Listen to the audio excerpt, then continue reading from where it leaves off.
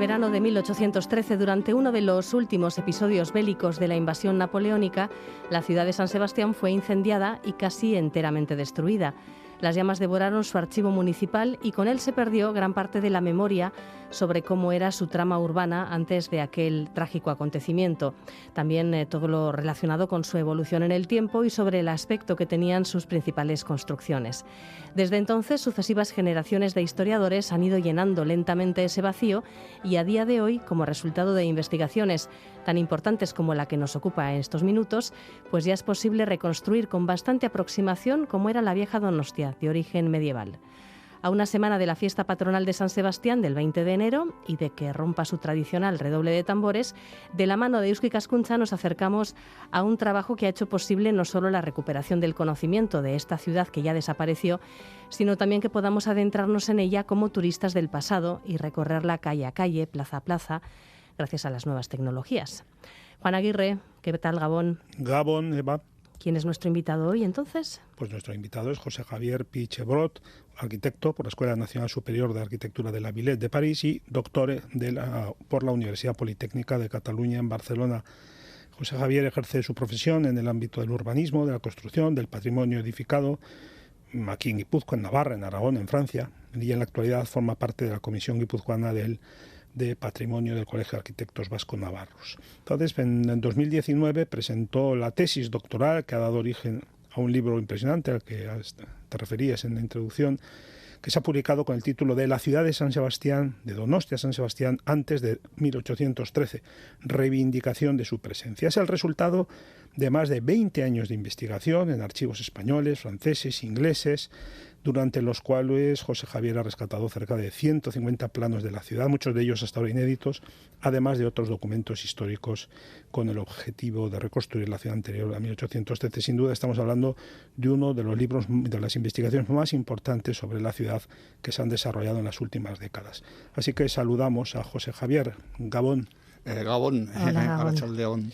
Bueno, hablemos primeramente de esta investigación, añadamos algo más, José Javier, algo sobre esta investigación que arroja bastantes novedades sobre un tema que, sin embargo, parecía ya casi agotado y al que aportas nuevos materiales cartográficos y documentales, pero también correcciones, matizaciones, afirmaciones imprecisas, equivocadas, que se habían dicho y repetido a lo largo de estos 2 siglos. A ver, brevemente un poco esto. Sí, el tema, yo me metí en este asunto para representar a San Sebastián en el bicentenario de 2013 en una exposición de la Fundación Cucha que tenía en el Boulevard las Salas Cucha.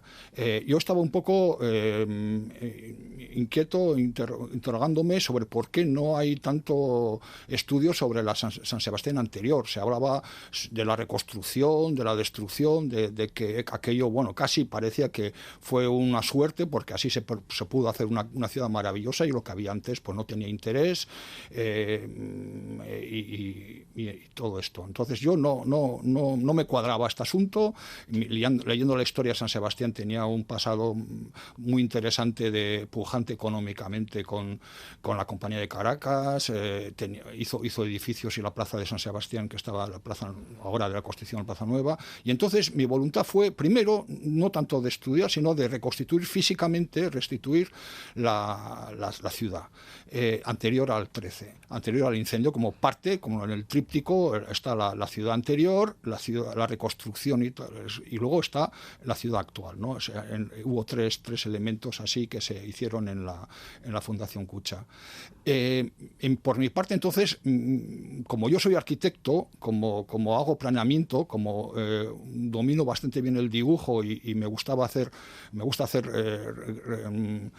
proyectos en 3D, o sea, por ejemplo, planeamientos, planes parciales, y entonces pues dije, bueno, había un vacío de trabajo en aquel momento, era una crisis y tal, yo quería llenarme y dije, voy a plantearme restituir la ciudad anterior como si uno hace un plan general urbanística, pero en vez de proyectarme hacia el futuro, me retrotraigo al pasado. O sea, la cosa era de ir borrando las huellas, los caminos, o sea, todo, por ejemplo, el Paso Nuevo quitarlo, o sea, todo, retrabajar la orografía, de las huellas que nos hemos hecho poniendo durante todos estos 2 siglos, y fue bastante gratificante. Y luego, claro, basándome, buscando documentación, buscando los planos en los archivos, o sea, y escrutándolos bien detalle por detalle, con lupas.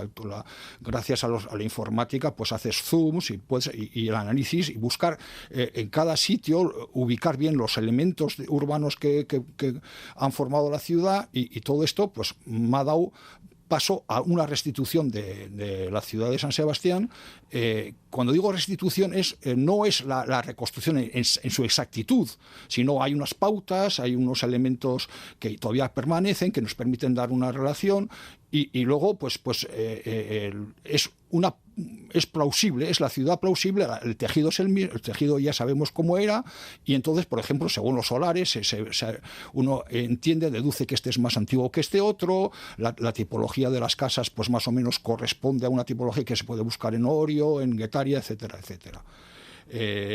Yo quería añadir como último detalle que dicen que se quemó todo. Por ejemplo, hay un hecho que me dejó indignado, que, por ejemplo, Ugartemendia, que es el que reconstruye la ciudad, le dicen que tiene que hacer un informe sobre cómo era la ciudad, y se basa en un parcelario de 1810 que se rescató. En sus anotaciones habla de ese parcelario. Hay un historiador de principios del siglo XX, Mínguez, que habla de ese parcelario, de ese plano, que estaba en los archivos municipales de San Sebastián. Pues ese plano, yo he preguntado, no existe ni siquiera en los catálogos. Detalle, ¿no? Y yo estaría encantado, porque seguramente ese parcelario, no solamente de la parte quemada, sería de todo el ámbito de San Sebastián. Y es una frustración, por ejemplo, ¿no? Que nunca puede aparecer ese plano. Un ejemplo que digo de que no todo se quemó, y luego en los archivos de Madrid y tal, he descubierto cosas sobre la creación de la Plaza Nueva que en el año 2020 o 2010 o 12, digo, que todavía no se haya estudiado eso, me dejaba perplejo. Ya que has hecho referencia a ese tópico sobre la ciudad pobre, anticuada e insalubre que se consideraba que era San Sebastián antes de 1813, tu investigación viene a probar exactamente lo contrario, ¿no? Sí.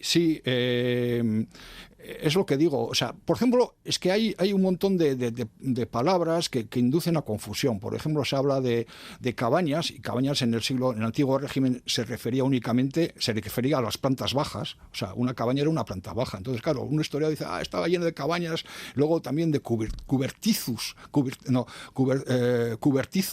Y entonces la gente se cree que eran cobertizos. No, en realidad eran arcupes, eran pasadizos debajo de las casas. O sea, que hay terminologías que inducen a error. Y luego, claro, tenemos el personaje que yo lo he puesto como el malo de la película, porque me lo tomo, que es Ugartemendia, que claro, él analiza una ciudad que está destrozada, destruida, hecha polvo. Y entonces habla mal de ella. Luego él también tiene el interés de arrasarla y de hacer su ciudad diferente, de nueva planta, etcétera, etcétera. Y él habla mal. Y por otro lado, cuando uno estudia bien lo que dice en las partes desmenuzadas y tal, dice, no, esto no estaba, esta que no estaba mal, no sé qué. Por ejemplo, dice que las calles eran estrechas, insanas y tal. Insanas, bueno, yo tengo textos de viajeros que dicen que era una ciudad muy limpia, que las calles eran de piedra blanca como en París y tal. Y luego, por otro lado, las calles estrechas en toda Europa era típico, todas eran calles. En París eran muchas calles, las avenidas, y en San Sebastián, que es una ciudad pequeña, una avenida no tiene sentido tener. Y además, cuando él rehace la ciudad, él mantiene el mismo ancho de las calles, o sea, que es una retórica de decir que eran calles estrechas, no sé qué malas, o sea, no se corrobora con la realidad. Había un deseo de hacer una ciudad nueva, más de acuerdo con la mentalidad neoclásica, era eso, ¿verdad? Ilustrada, que era el que respondía el patrón de Ugartemendia, arquitecto municipal. Sí. Esto, José Javier, un aspecto que me parece muy importante de tu investigación es que demuestras que en la ciudad, bueno, además de que la colonia extranjera era importante, o sea, era numerosa, la ciudad estaba abierta a corrientes, a influencias internacionales. ¿Esto qué valor tiene, este carácter cosmopolita? Yo me ha gustado igual referenciar además de económicamente, desde la Edad Media, además tiene relación con la Liga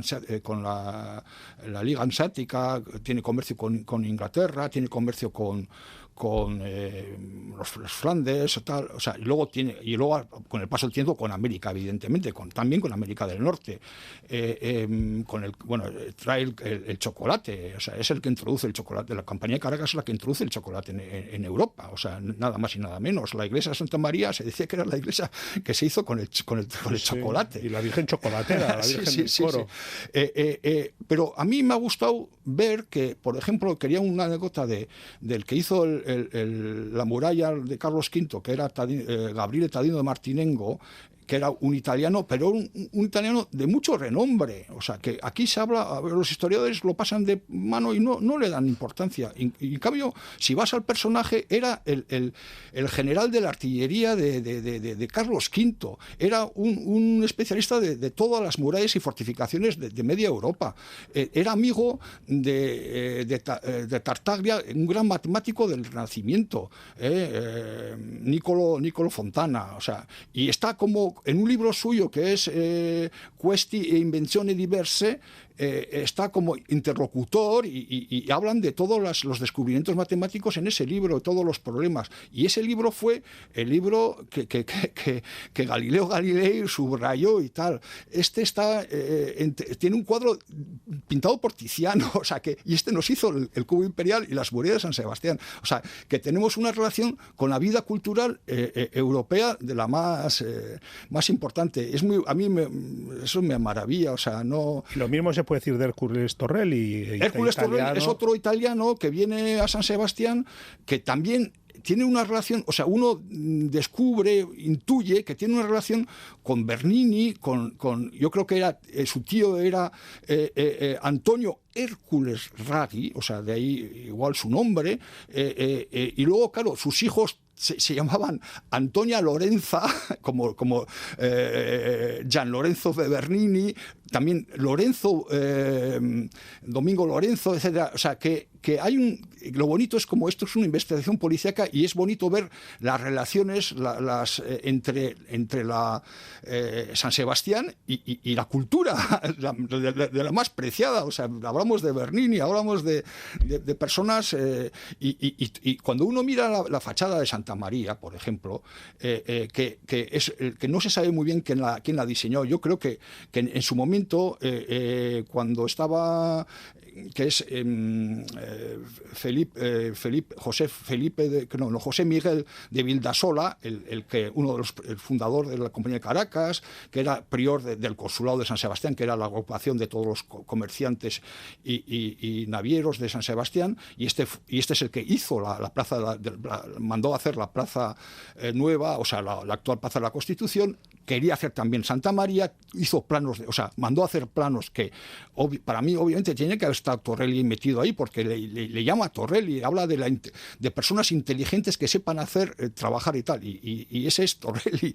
Y entonces cuando se muere Vildasola, se pierden los planos de Santa María y se dice, participó en ellos, dibujó con tal José de Lizardi, el padre de Ignacio de Lizardi, que los dos hicieron Santa María, ¿no?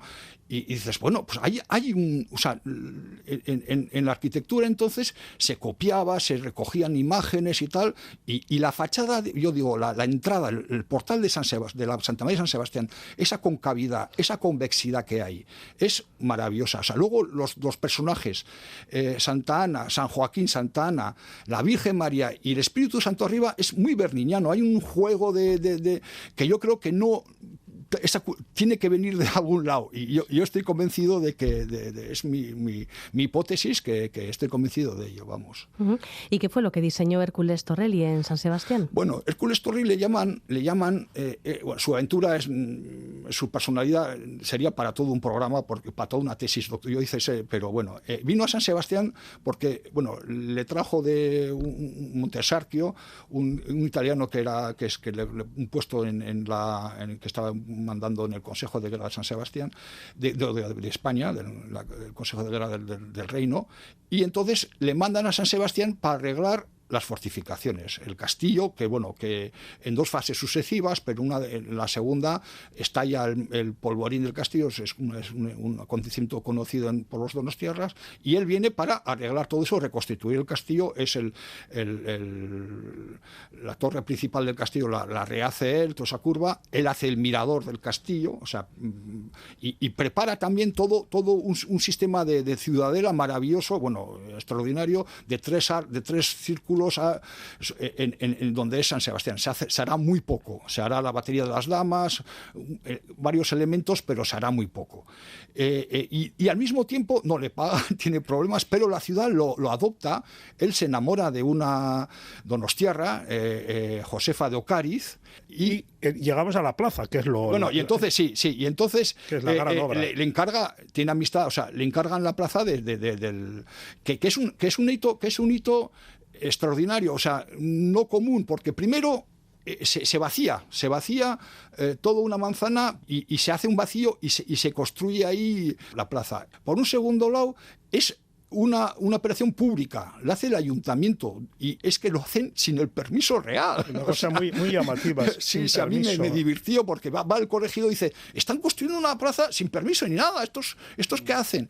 Y bueno, al final el Felipe V, la corte, les aprueba, ¿no? Pero en un momento dado que paralizaron la obra y tal, o sea que fue como de chiste. Y Hércules Torrelli, dentro de la Plaza Nueva, levanta la casa consistorial, que luego será el modelo que se va a repetir por todo el país. Por todo el país, o sea, los ayuntamientos, Asteasu, que lo hizo José de Lizardi precisamente, Arrasate, el Goibar, sí, Oñate, sobre todo Oñate, que es en pequeño, lo que era el ayuntamiento de Torrelli. Era perifoliado, era barroco, pero yo creo que no tan churigueresco, como se suele decir, más elegante, más fino, más italiano.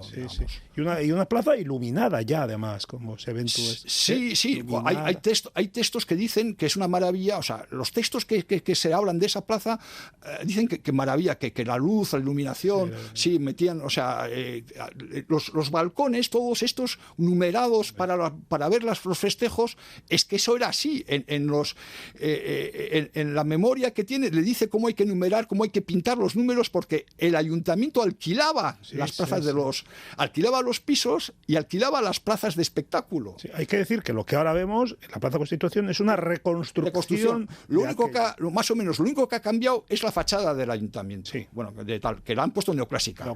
Silvestre Pérez, mucho más triste que lo que yo creo que más, o sea, abajo está imponible, o sea, no la entrada es un poco inhóspita, o sea, un poco ahí tal, no tiene esa ligereza que tenía exactamente, que tenía anterior. Esto, lo que pocos donostiarras saben, José Javier, es que en aquella época, antes de la quema, el signo más visible de la identidad de la ciudad, y además que era lo que más descollaba cuando uno venía desde el exterior de la ciudad, era la torre campanario, que fue derribada, estaba al lado de la iglesia de Santa María. Con nuestro querido Ugarte Mendía también se la cargó. A mí me salía como el malo de la película, porque uno estudia y bueno, el hombre tenía sus valores. Entonces, ese campanario aparece todos como porte, en los planos franceses, porte tour de Sainte Marie y tal, y claro, lo que pasa es que el doctor Camino dice que era la torre de los sagramenteros, y a partir de ahí se quedó como la cárcel. ¿Qué son los sagramenteros? Sagramenteros eran los policías municipales que llevaban a los presos para llevarlos después a juzgarlos y tal. Es un término que creo que es muy raro, que se utiliza sobre todo en San Sebastián y tal, que da confusión. Y evidentemente se quedó la imagen de que eso era una cárcel y que era... o sea, y además, hasta hace muy poco, la gente ni sabía dónde estaba exactamente. Había malas lecturas de los planos de aquí y tal, y bueno, y creo que ha sido un descubrimiento también, y además hay unos planos que se le ve como un elemento definitorio. Sí, efectivamente. Y luego están lo que has citado antes, los cubertizos, que en realidad eran como esos pasos subterráneos, como hay en muchos pueblos. Es decir, que San Sebastián, como estaba encorsetada con las murallas y no se podía expandir, se densificó un montón. Y una de las maneras era apoyarse sobre la cerca. Había calles que estaban pegadas a la cerca medieval, entonces las casas se continuaban y cubrían se apoyaban sobre la cerca, el muro de la cerca medieval. Y entonces había unos pasos por ahí, como hay un poco en Oria algún caso, tal, como hay en Toscana, en Pasai de Univane, en Toscana hay también muchos, en Toledo, por ejemplo, si uno se va a Toledo, pues, y entonces claro, eso en la ideología ilustrada higienista de los arquitectos de finales del siglo XVIII estaba muy mal visto, había que tirarlo, los arcos de entrada a las ciudades, como los que hay en Mondragón, en Arrasate, pues estaban también, en San Sebastián había unos preciosos y tal, y había que romperlos y tal, y claro, el incendio acabó ya con ello y no se reconstruyeron. Tú dices que si hubiera sobrevivido hubiera sido un gran atractivo para la ciudad. Sería como es en Italia, por ejemplo. Sí, además tú fíjate que toda la zona de la colina del Puyo, lo que estaba encima del puerto, que todavía queda el remanente, porque la calle Campanero está más alta, se pasa por debajo se atraviesa, se hace un túnel, y entonces toda esa zona estaba como en anfiteatro sobre el puerto, con casas seguramente tipo San Juan, tipo Pasaya San Juan. Imagínate tú que si se hubiese mantenido eso, San Sebastián sería, además de la Concha, sería otra cosa, sí. Una ciudad muy diferente. Una ciudad que en cierta manera podemos visitar virtualmente gracias a las nuevas tecnologías, porque este libro, Juan, ¿verdad?, va acompañado de un audiovisual. Sí, esto ahora, José Javier, tenemos por un lado el libro, La ciudad de Donostia, San Sebastián antes de 1813, reivindicación de su presencia, donde aparecen ya en los planos ya en relieve, que vemos ya la ciudad como era, palmo a palmo, detalle a detalle. Pero luego además él ha hecho un 3D para que podamos entrar en la ciudad. En realidad es un modelo, es como una maqueta virtual. O sea, yo con esa maqueta virtual me sirve para estudiar, para investigar, para buscar dónde están las cosas en cada lugar. También me sirve didácticamente para enseñar en las imágenes que tal, coloreadas y tal. O sea, con un amigo que es un arquitecto. Podemos entrar en podemos visitar, está en la red. No, lo voy a colgar de la red. Esa maqueta virtual te puedes pasar en ella. Es que es eso ya. Puedes, con la realidad virtual, con las gafas, puedes volar encima de ella, meterte dentro de, o sea, y es un efecto terrible. O sea, yo digo que la realidad virtual, si puede servir, si puede ser gratificante, es para este tipo de paseos en el pasado, por ejemplo. Es que es eso, es como hacer turismo en una ciudad destruida, desconocida, olvidada. Esto llaman humanidades digitales ahora. Las humanidades digitales, bueno, puede ser, se estudia ya. Sí, no iba a decir Unai Sarasola, así que. Bien, homenaje a Unai. Sino que me ayuda mucho en este tipo de cosas de trabajo. Bueno, pues la ciudad de Donostia, San Sebastián antes de 1813, reivindicación de su presencia, de José Javier Pi Chebrot, es nuestra recomendación de hoy. Gracias a los dos. Eskerrik asko, Eva. Muchas gracias, Eskerrik asko.